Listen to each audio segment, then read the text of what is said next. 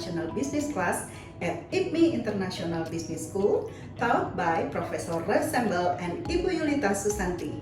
And I would like to summarize the lesson using mind mapping methodology. Chapter 1 is about the introduction to global economy.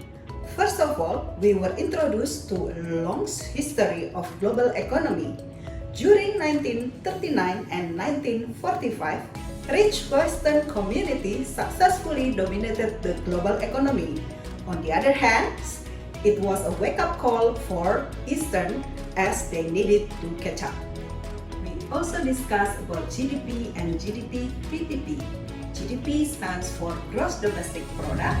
It is a standard measure of market value from final goods and services production in certain period by countries, while GDP PPP is GDP based on purchasing power parity, that is GDP converted to international dollar using PPP rates. An international dollar has the same purchasing power over GDP as the US dollar has in the United States. But for other countries, it could be 2 times or 3 times as much, because the difference in exchange rate and purchasing power PPP concept is widely used. In 2019, GDP PPP was dominated by ASEAN countries, namely Tiongkok, India, and Japan. This shows that Asia has taken over the balance of economy. We also learned about new economy. New economy is combination of old economy or manufacturing with digitalization or e-commerce. The rise of new economy is supported by 3 pillars. They are better customer service, cost reduction, and the last one is transparency and competition. And then we were also introduced to a theory known as Schrödinger cat by Edwin Schrödinger. The lesson from this theory is that we can have 2 realities at the same time, just like cats in the box, which can be both dead or alive. An example is traditional business, let's say a bank, having 2 realities with keeping to the traditional banking and emerging new digital banking. Another theory by Joseph Alois Schumpeter was also learned. The term creative destruction is most often used to describe disruptive technologies such as internet. The long-run competition is no longer about price and output, but more the competition about the new commodity, new technology, new sources of supply, new type of organization, and new business model. That means top companies must continue to evolve or else they will be taken over. Meanwhile, Indonesia's position in global economy keep rising. However, some weaknesses still exist that must continue to be addressed by government and us.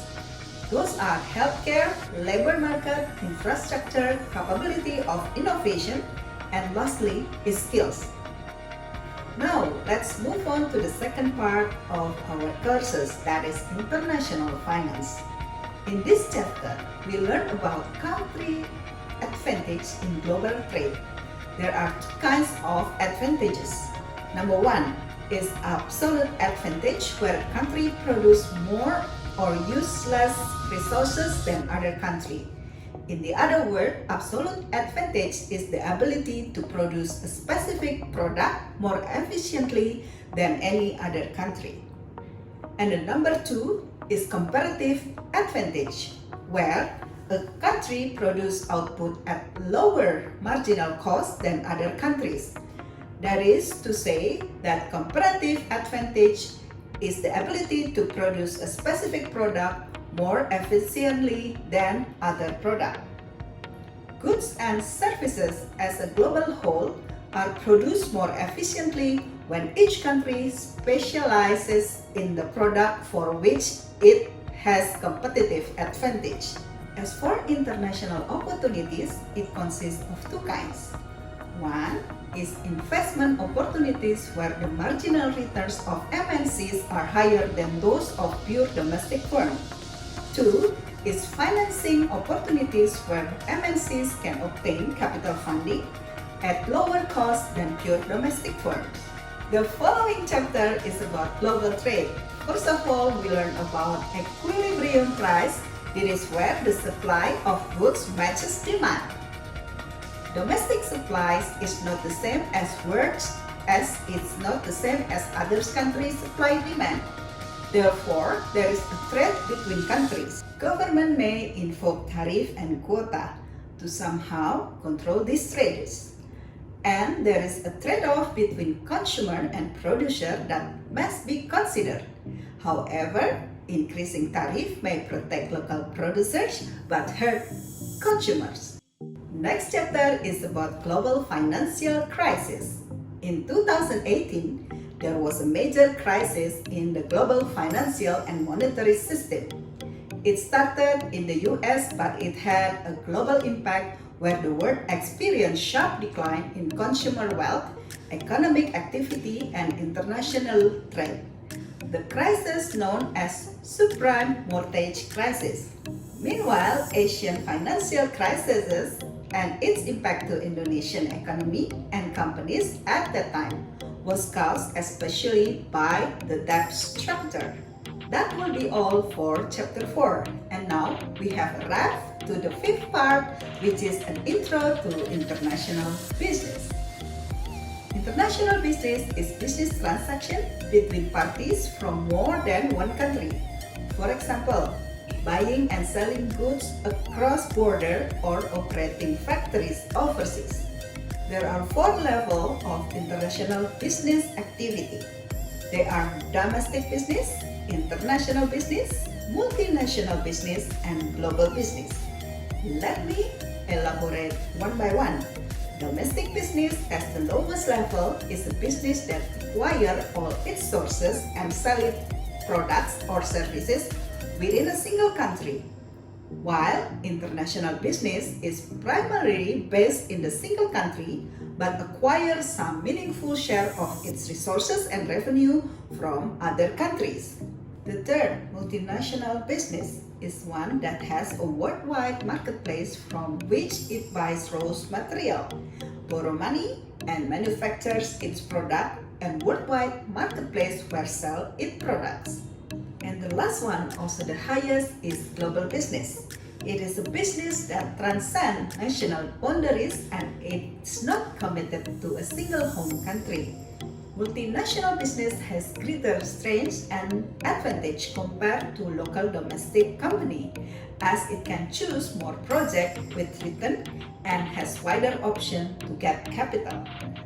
As for global business, also has many advantages, such as core competency leverage, marketing money leverage, vast market for supply and resources, which will lead to better sustainability and new market to sell its goods or services.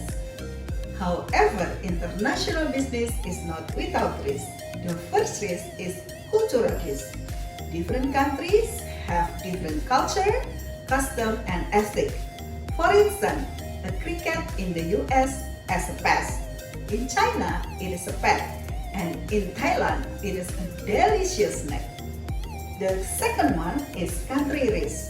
Some countries are riskier than others due to politics, bureaucracy, corruption, or government policy or intervention. The next is commercial risk. Examples of these risks are competitive landscape in that country, weak partner, or operational difficulties on foreign lands. And the last one is currency risk, including currency exposure, foreign tax laws, inflation. Exchange rate is price of one currency in turn on others. There are 2 types of exchange rate. Number 1 is spot rate, which means a rate at the particular time. Number 2 is future rate that give consideration to the interest and inflation rate of 2 countries. Currency exchange rate between 2 countries is driven by 5 factors. 1 is inflation. The higher the inflation, the weaker the rate.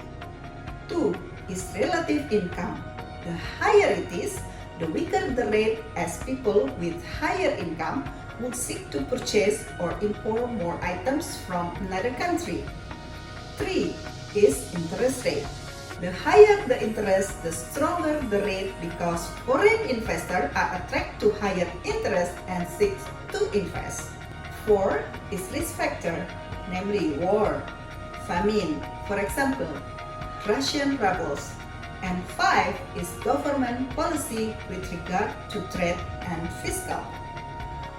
Now, I'm going to explain about chapter 6, which is about the global firm.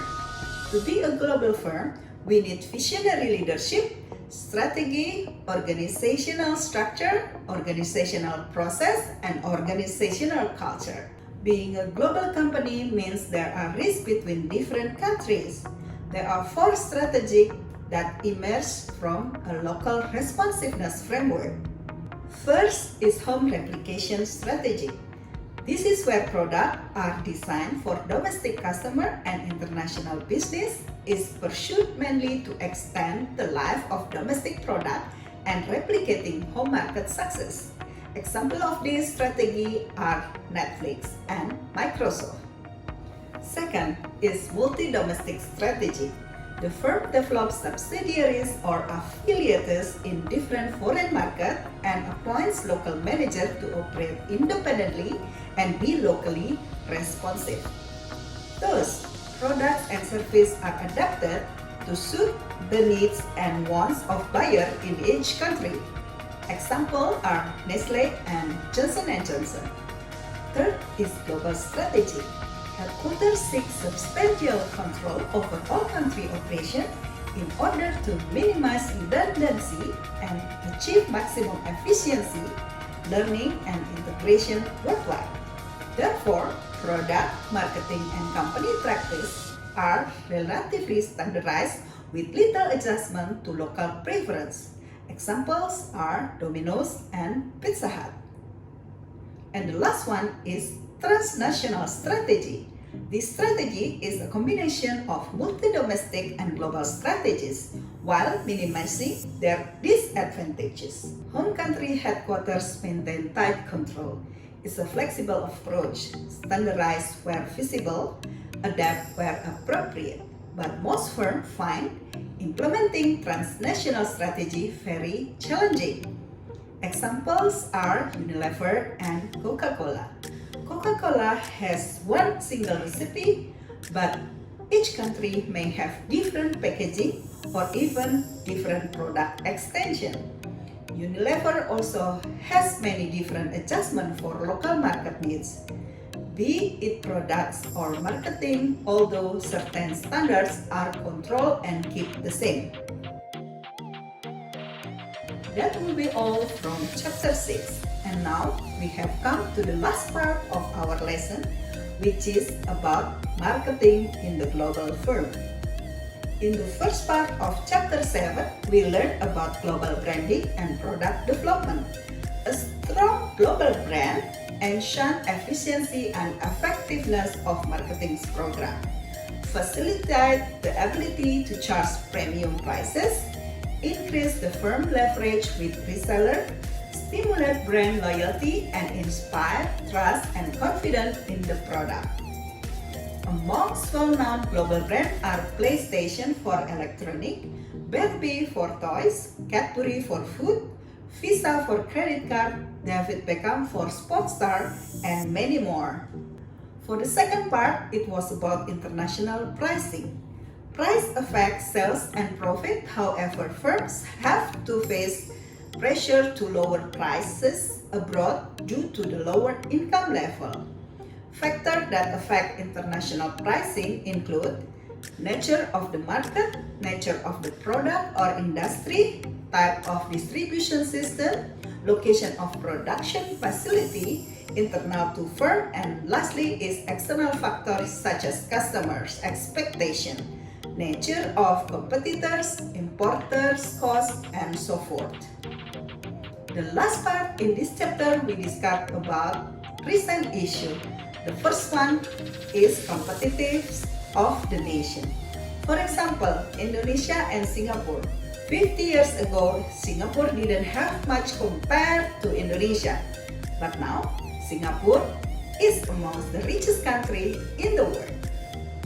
Next is the phenomenon of sell in May and go away, a tendency of investors selling their stock market in May to avoid the decline of stock market performing until October. We also discussed about the Twitter drama where Elon Musk has delayed the buying of Twitters, causing the share of Twitter is to go up and down significantly. That is the closing of the course's mind mapping videos. I hope you can all get the ideas about this course. Thank you so much for watching my video. See you next time.